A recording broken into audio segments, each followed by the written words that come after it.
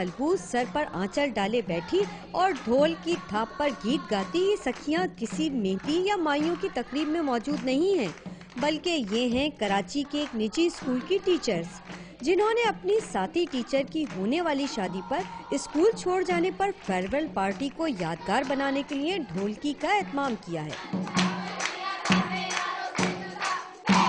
अपनी साथी उस्ताद के लिए इस मौके को तमाम उम्र के लिए यादगार बना दें, ना सिर्फ उनके लिए बल्कि हमारे देखने वालों के लिए भी कि किसी भी उस्ताद को इस तरह भी रुखसत किया जा सकता है। पार्टी में मौजूद एक टीचर के दिल को तो ये तकरीब ऐसी भाई कि उन्होंने अपनी शादी पर भी ऐसी ही पार्टी करने की ख्वाहिश कर डाली। ये सब कुछ देख के बहुत खुशी हो रही है और उम्मीद करती हूँ कि मेरी शादी भी यहीं से हो और इसी तरह मुझे ये लोग रुखसत करें। हंसी और खुशी के इस मौके को स्कूल के ओनर ने भी भरपूर एंजॉय किया। कैमरामैन मेहंदी अली के साथ नुसरत वसीर, डॉन न्यूज़, कराची।